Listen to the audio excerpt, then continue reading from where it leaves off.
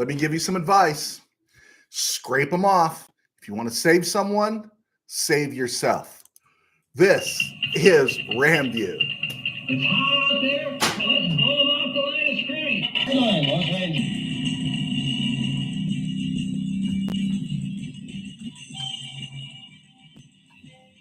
Los Live from the studios of the Ram Cave, I'm Joe Tarosian, and this is RamView, the April 1st, 2024 edition. My computer screen went flat on me here. Sorry, guys. I'm trying to find my text here. But yeah, I did that opening, and where did my content go? I lost everything.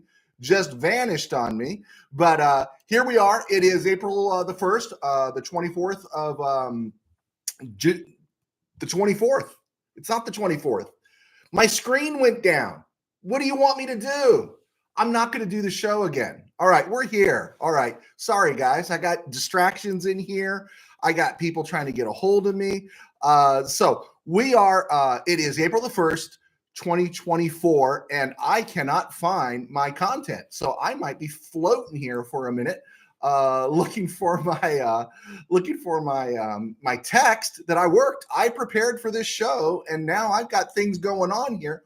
What is happening to my screen? Where did my screen go? Here we go. Let's see if we can find it here. We found it. Oh, miraculously. All right. We found my screen. Beautiful. Okay. Happy to be here. What did that mean? Scrape them off, Claire. Yeah, I stole that line from Scrooge. No, I'm not redoing it. I got people back here trying to tell me to redo it. Sorry. Thanks, guys, for sticking with me here. Feels like an April Fool's joke right now going on. But yeah, I use that line. If you want to save someone, save yourself. Scrape them off. And people will say, well, Joe, what about your day job, man? Aren't you the pastor of a church? And it's like, what are you doing, man? Why would you say something like that? And I say it because I'm just kind of leaning into this stuff that's happened with Rashee Rice. And I'm going to get to our sponsors and everything here in a minute. But sometimes the show just goes a little haywire here. Kid needs a better producer. So Rashee Rice, we heard that story. He was a second round, 55th overall pick for the Chiefs. By the back half of last season, he's breaking out, right?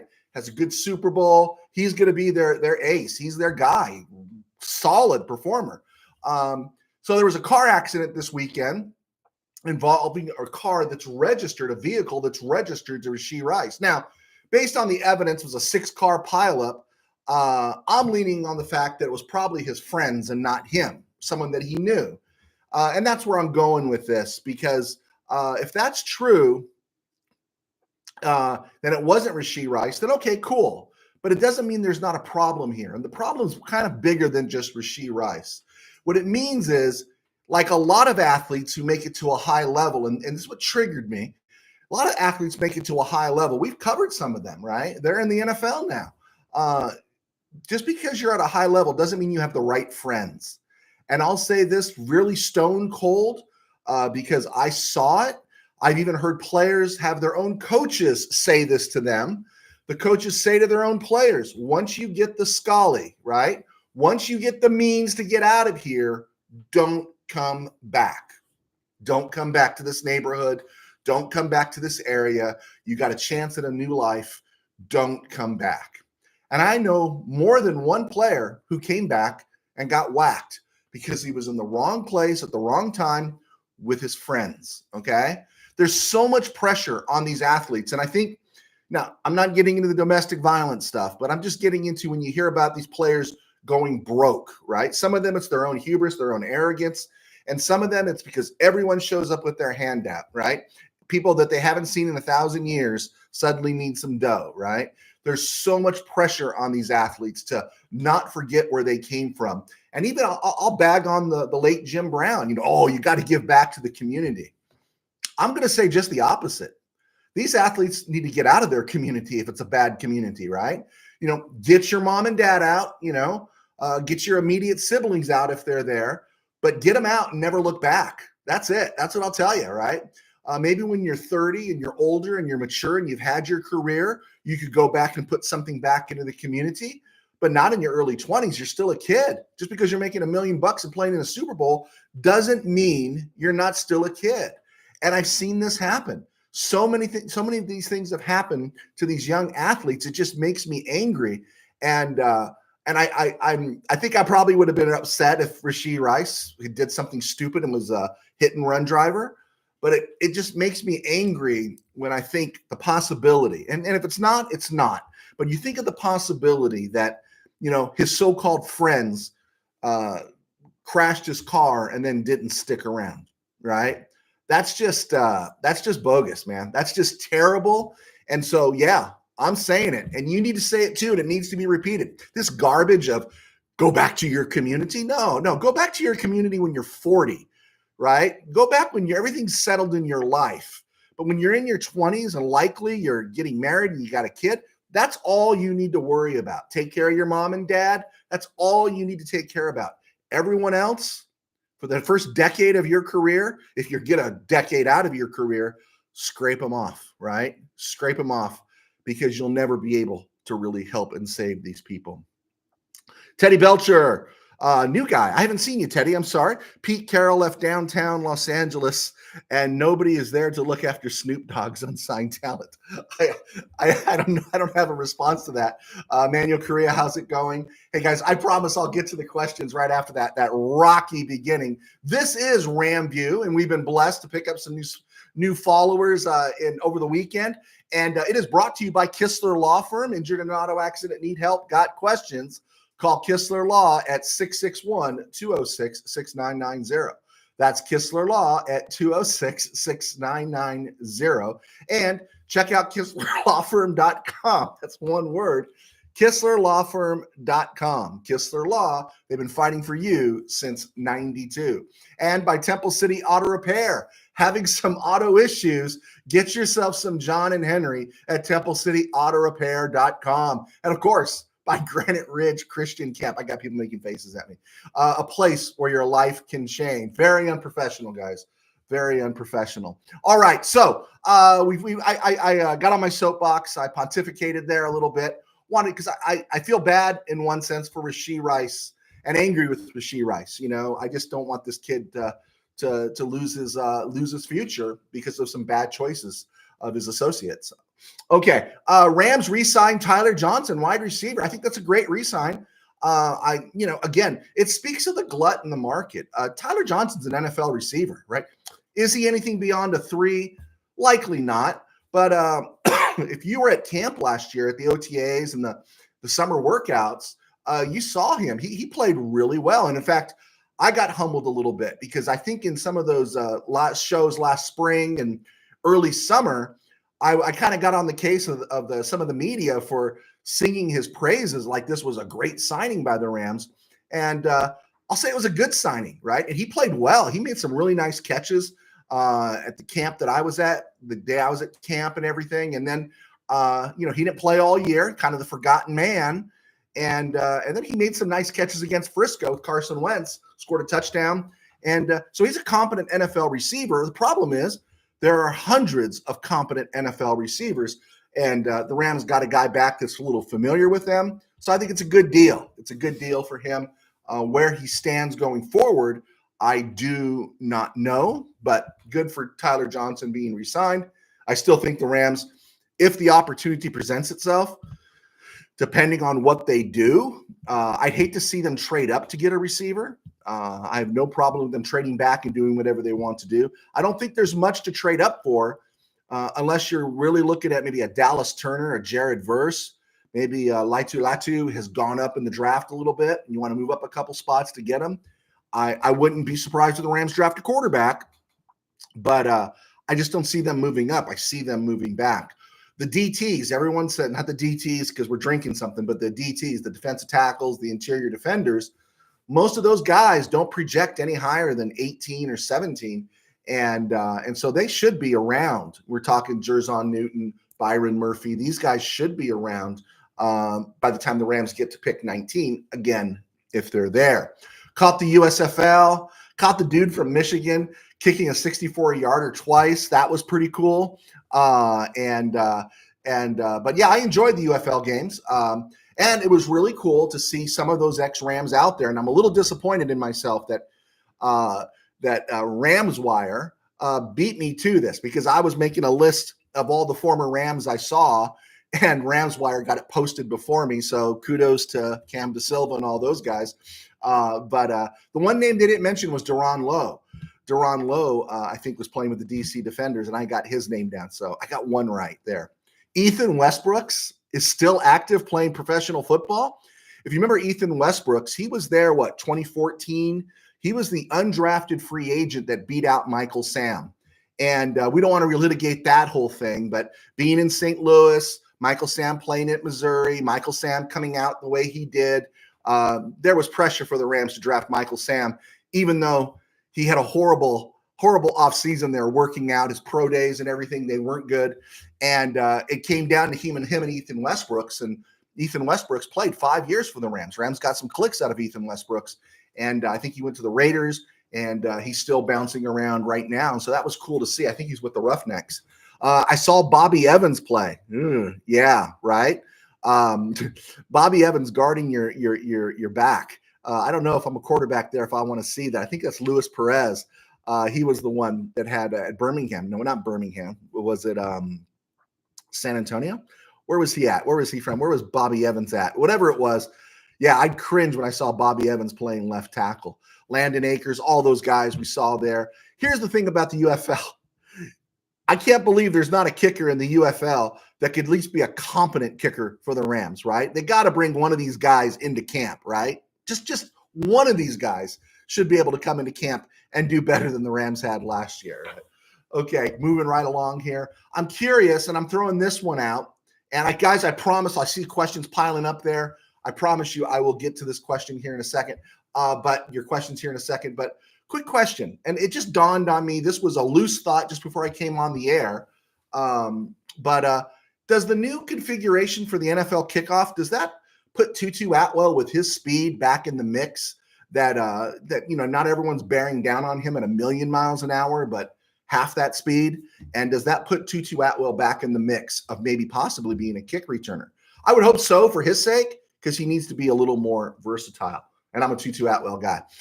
Draft order again, Rams have 11 picks, 19, 52, 83, 99. I'd love to see them move back from 19 and pick up an extra pick in the first 100, or maybe get a pick in the fourth round.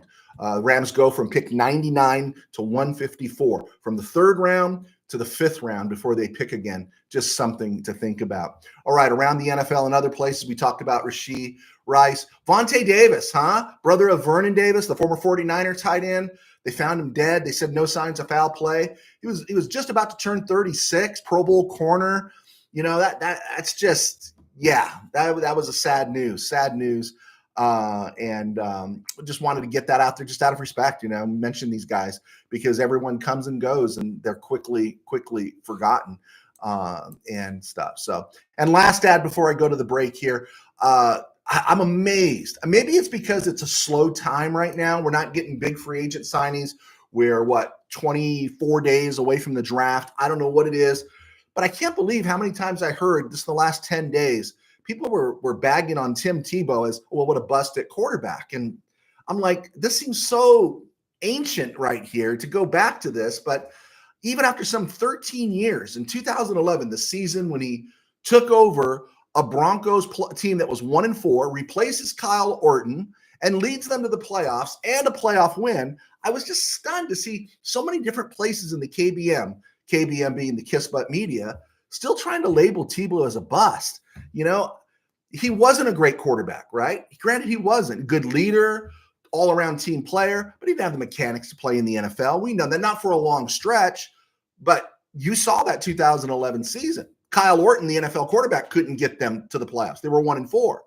And all that Tebow mania and all that stuff happened. That was legit. And John Elway, the Broncos GM, for all of his history, would have looked like a major jackwagon if the guy he replaced Tebow with wasn't someone like Peyton Manning. And it worked out. Manning got them to 2 Super Bowls, and they won 1. The way it would have played out with Tebow, if he had been allowed to start in 2012, is the NFL would have adjusted. His injuries would have amounted because he runs so hard. He was very physical. By mid-2013, he would have been benched. By 2014, he probably would have been out of the NFL. His career would look a lot like the more talented but more toxic Colin Kaepernick, right? He would have burned himself out because he was already beat up in 2011. Anyway, just wanted to get that out there because it's like sometimes the media just doesn't work hard enough. All right. For surviving the disaster that was the opening of this show, I'm Joe Terosian. I was a sports writer for 21 years. I was one of the founding members at Mid Valley Sports, and those guys are still covering NFL and everything else right now. They're in the room with the Chargers. I get to do RamView thanks to our sponsors at Kistler Law, as well as Temple City Auto, and I write books. And that's how I support myself in my day job. My day job is I pastor a small church in Burbank called Burbank Faith Nazarene. You can see us right here on YouTube at Burbank Faith Virtual, burbankfaith.com, and all across social media of Burbank Faith. If you have any questions about that, feel free to throw me a line, and that's what I do.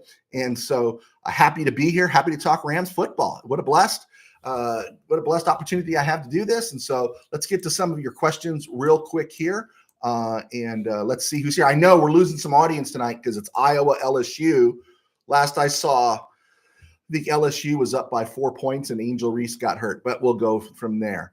Joakim Madsen. There is Joe Alt as well. Imagine that O-line. Yeah, Joe Alt is a beast. Now, would I trade up for Joe Alt? Yeah. If I thought I could get Joe Alt, lock that sucker down, right, for the next decade, I get that. But how much would you have to give up to get up to Joe Alt? Joe Alt most of the time is projected to go 7th to the Titans, but I've seen the Bolts at number 5, the Bolts, the Chargers, taking him, and other teams trading into that spot. So I think it'd be real expensive to go get Joe Alt. But Joe Alt, boy, he sure doesn't feel like Jason Smith, Alex Barron, or Greg Robinson, does he? He feels much more Orlando Pace to me. Anyway, USA Expat. Depending on who drops, that number 19 pick may get a lot of trade offers for Snead to consider.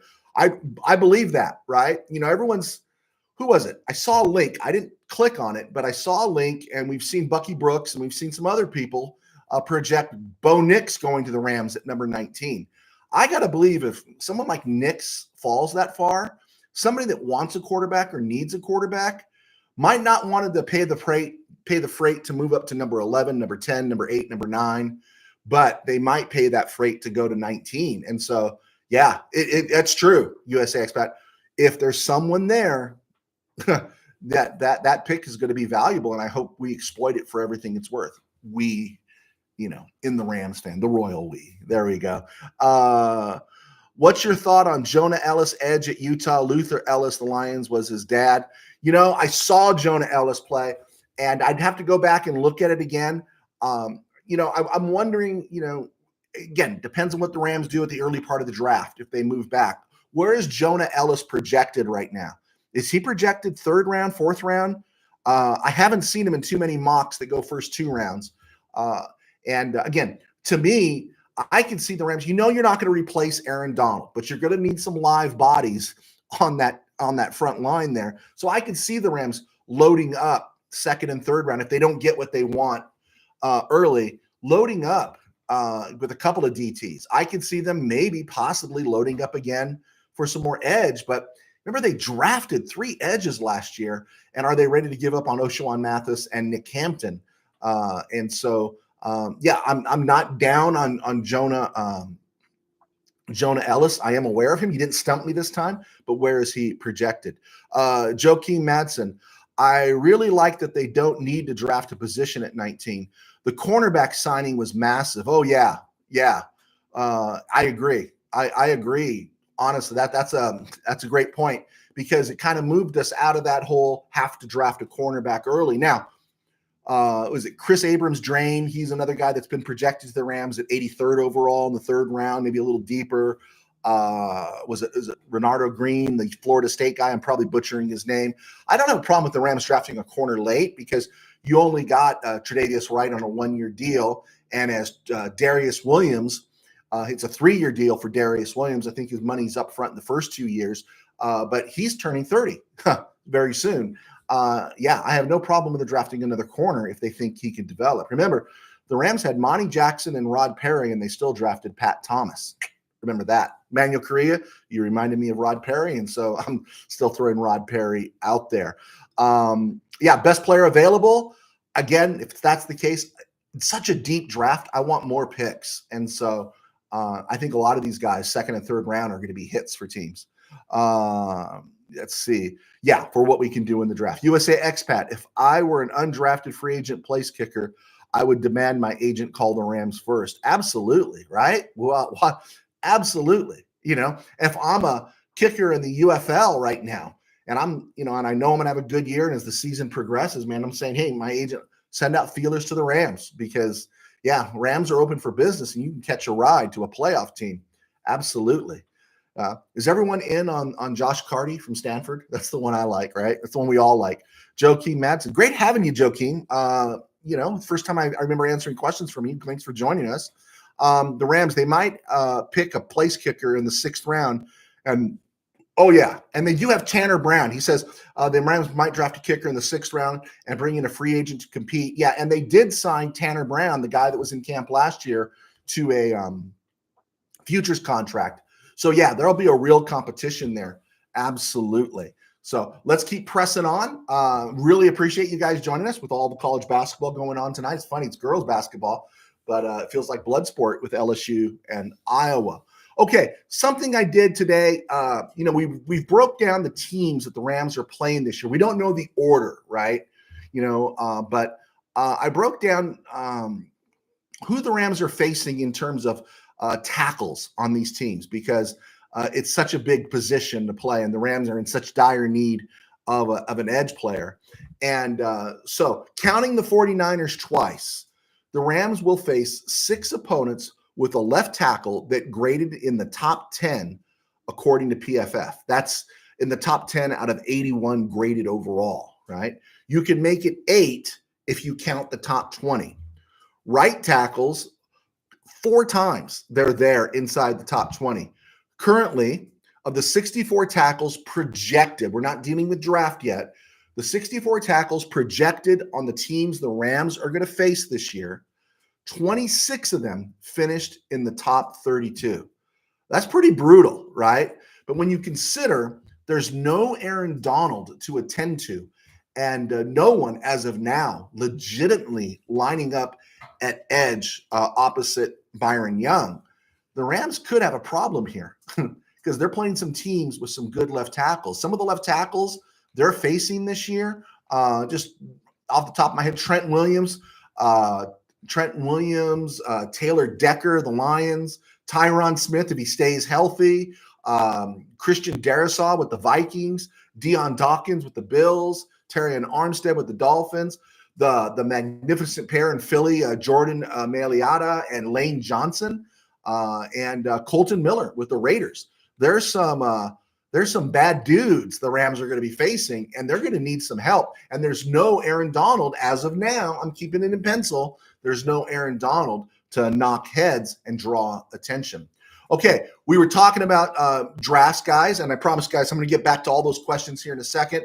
But I've been searching all over for mock drafts. There's a little bit of an obscure website that's really good about telling you about who's been visiting who in the draft tracker. It's called walterfootball.com.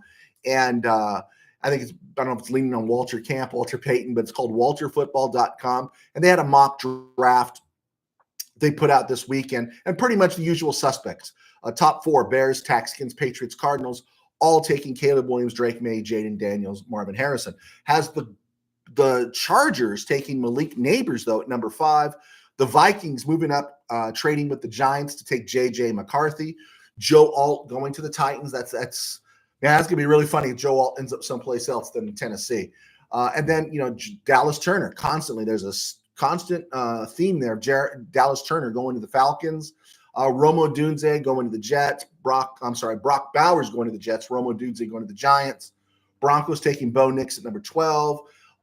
Troy Fontenot going to the Seahawks at number 16, which, again, I don't know why the Seahawks, they got Abraham Lucas. They got Charles Cross. They had good rookie years. And even Charles Cross, when he played last year, wasn't bad. Why are they reaching out again? Unless, I don't know, they want to Fontenot to tackle or guard. Why aren't the Seahawks thinking quarterback? Why aren't these guys doing these mock drafts thinking quarterback for the Seahawks? And then they project, and this is the first time I've seen this in a month, Quinyon Mitchell going to the Rams at number 19.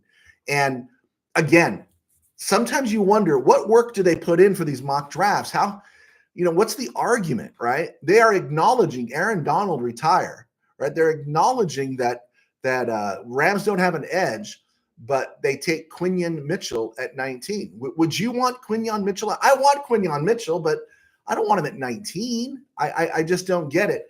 And sometimes they're just a little sloppy on these things. And so this is why when people bag on you, when you go to NFL draft, mock draft database or PFF and you do your own draft, and people mock you, don't let people mock you, because some of these guys that are paid to do this on a full-time basis, they get really lazy. And I know this when we were sports writing, there's some guys that are just lazy, right? And they don't appreciate the opportunity they have. It's an honor to do this kind of work sometimes, to sit in the press box and to have somebody pay you to research and talk sports and write sports. And I don't know, I just looked at that Quinyon Mitchell and the argument they made for it. I thought it was pretty sloppy, pretty sloppy. And nothing really exciting. In the second round, they had the Rams taking Ezrin Cooper, linebacker, Texas A&M. I have no problem with that. But Spencer Rattler at number 83, you just signed Jimmy G. You got Stetson Bennett coming back. If the Rams are going to draft a guy in the 5th or 6th round, I got no problem. But really, you're going to draft Spencer Rattler at 83? I mean, I'll apologize if they go the different route, but I just don't see it. The one pick that did seem kind of interesting to me at 99, this mock draft had Dwayne Carter, defensive tackle at Duke, 6'3", 305, coming into the Rams at number 99, 3rd round. That's the comp pick for Raheem Morris. And so that seemed like a good rotational pick, a sweet spot to draft a DT. But man, I've done 24 mock drafts, 6 of them. When I say I've pulled in 24 mock drafts of the media that's out there. 6 of them have the Rams taking Latu at 19. 3 of them have them taking Jerzon Newton, the Illinois DT, at 19. And some of those were even before Aaron Donald retired.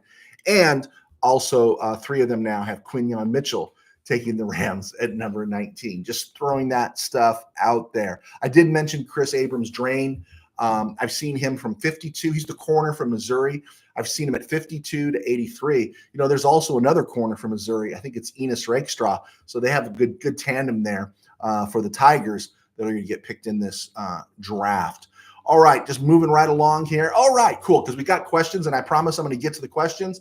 On this date, April 1st, 1966, the Rams sent 3 players and a draft pick to the Philadelphia Eagles for linebacker Maxie Bond. Maxie Bond was out of Georgia Tech, 2nd round, 20th overall in 1960, was on the Eagles championship team. He's a 5-time Pro Bowler with the Eagles. George Allen comes in 66, and he goes and gets Maxie Bond. And Maxie Bond makes 4 Pro Bowls with the Rams in 5 seasons. He plays at right linebacker. Jack Pardee's on the other side at left linebacker. And Maxie Bond goes to 4 Pro Bowls in 5 years with the Rams, 1966 through 1970. Eventually, he's tossed in the Ramskins trade in 71. He retires after Allen leaves in 71, and then he's actually put into the deal. His rights are put into the deal that sends him to the Taxskins. Plays a few games for the Skins, but that's about it for him. And he's a guy that passed away recently and really should have been elected to the Hall of Fame a long time ago.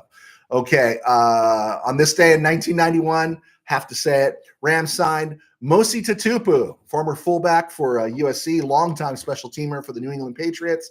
And they signed safety Sammy Lilly. Now, Sammy Lilly didn't stick around long, but Sammy Lilly, you don't know who Sammy Lilly is? Watch the highlights of the Broncos-Redskins Super Bowl when Doug Williams goes off and he's hitting Ricky Sanders and he's hitting Clint Didier and he's hitting all those guys.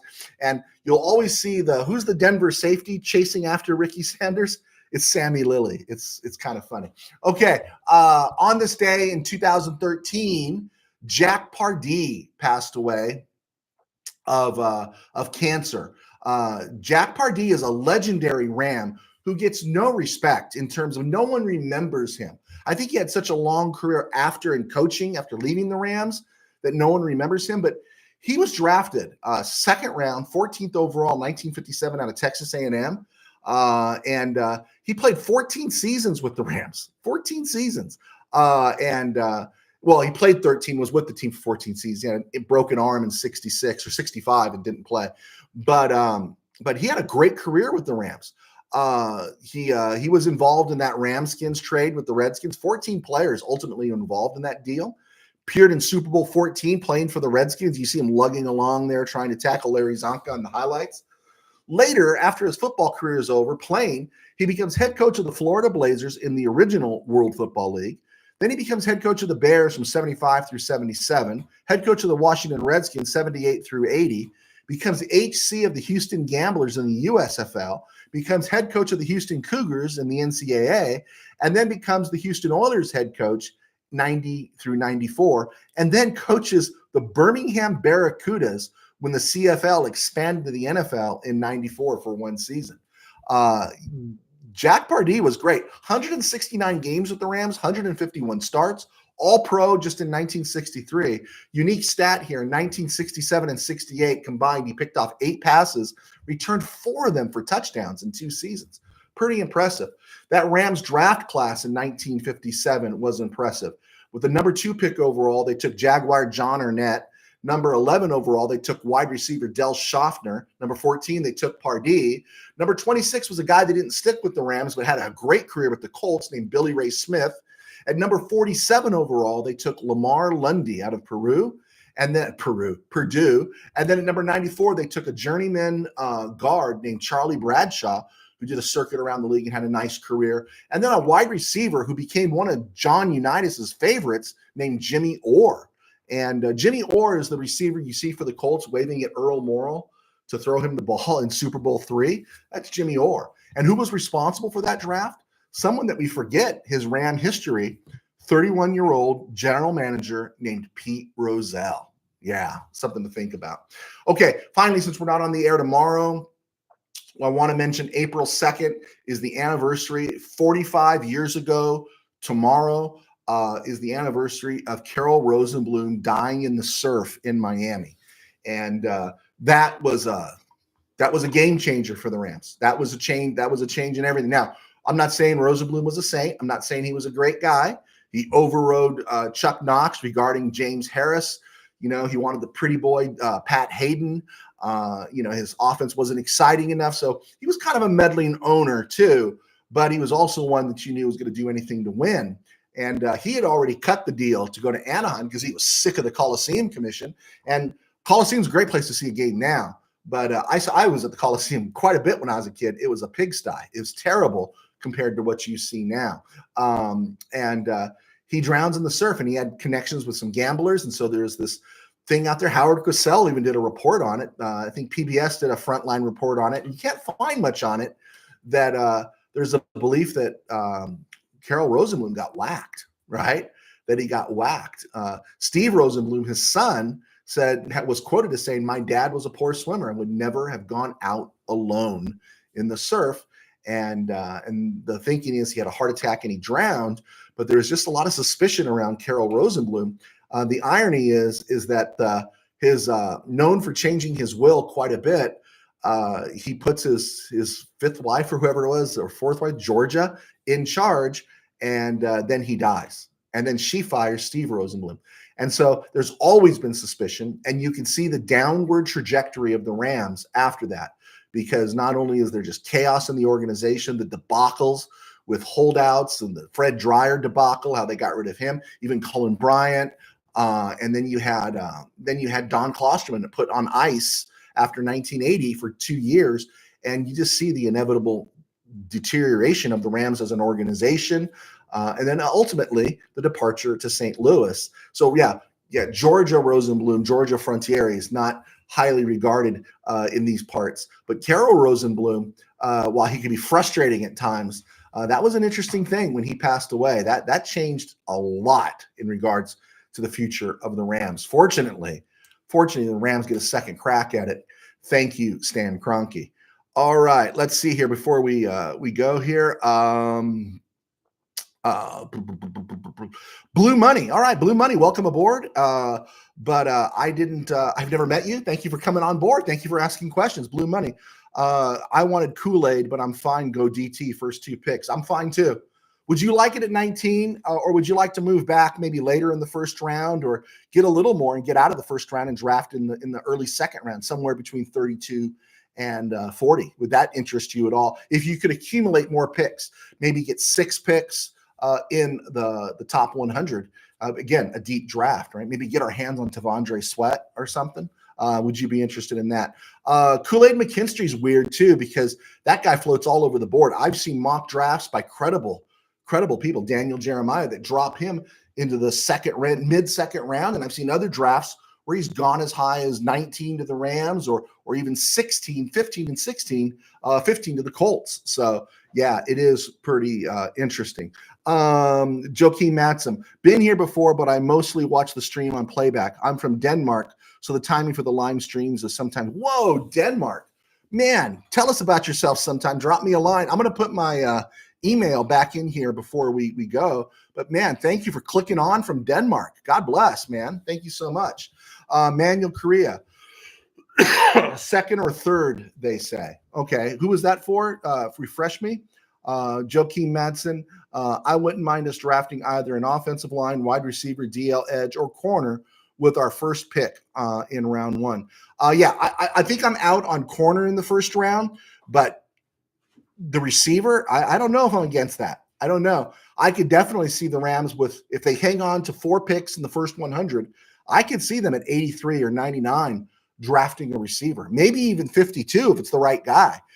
Because there's a lot of talent out there at receiver. I think we shared it. I'll have to do an update again, but we shared it a few weeks ago.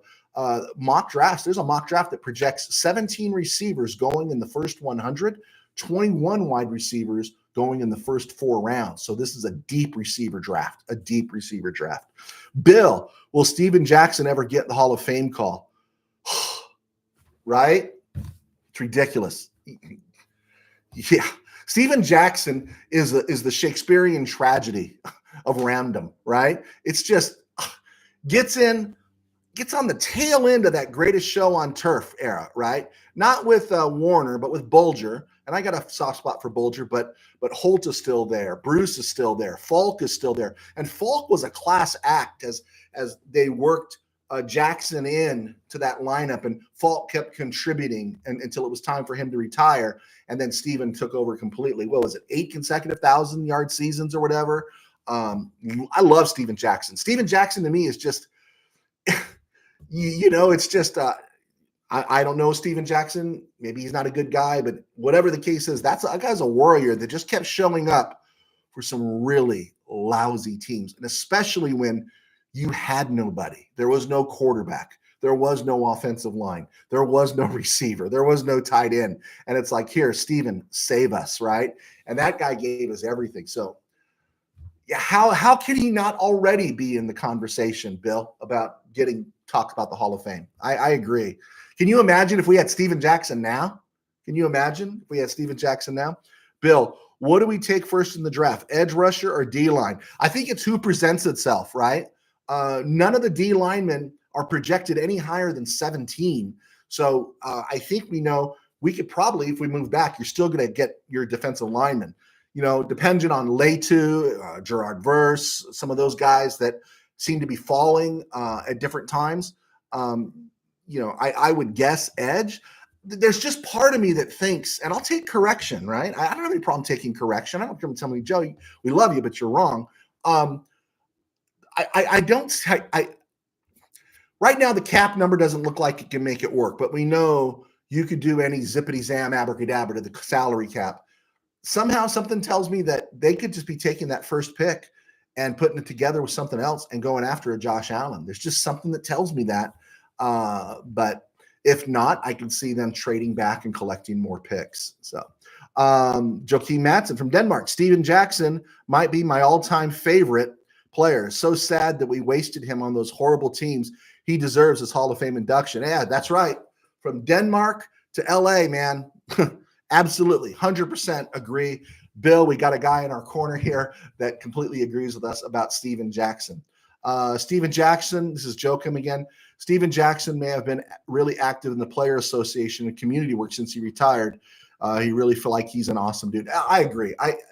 I just share what I don't know him. I don't know him. Yeah, you never hear trouble with Steven Jackson, right? In fact, I think it was in 2014. Was it 2014 or 2016? 2016, he signed late with the New England Patriots. 2015, he signed late with the New England Patriots, and I found myself rooting for the Patriots to see if they could get to the Super Bowl. And that was the odd numbered year where they did it. Remember, they didn't get there. They got there. They won in 2014, 2016, and 2018.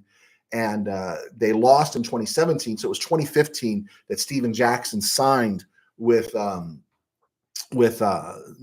New England, and I was hoping they can get into a Super Bowl for him and he could cap out his career. Like Chris Long caught magic, right? The last couple of years of his career, got a ring with the Eagles and got a ring with the Patriots. So yeah, I am all in on Steven Jackson. Anyone want me to say something nice about Steven Jackson? And I'm down with the get down on that. Okay, guys, we are coming up to the 40-minute mark. All right. Hey, do you have any questions or anything you want to throw at me? Anything we want to talk about in the next 2 minutes here? I'm happy to stick around. I'd love to hear your thoughts and everything. If the Rams were to draft a quarterback, I'm not saying first round. It's going to be weird at 52. Someone's still hanging around. Let's just say Penix, Nix, all those guys are gone. Is Spencer Rattler somebody you're really interested in? I'll wait for an answer there. I see Spencer Rattler projected to go to the Rams, and I'm just underwhelmed so much. I'm just not a big Spencer Rattler fan. Maybe it's because it was compare and contrast seeing Spencer Rattler go out of the game and seeing Caleb Williams come into the game. That had a tendency to change your thinking about Spencer Rattler pretty quick.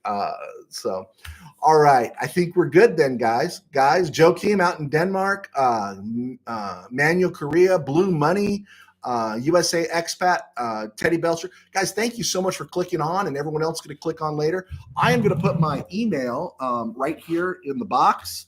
So if you want to send me an email, if you want to send me a mock draft, send me a mock draft, and I'll be sure to talk about it on Wednesday.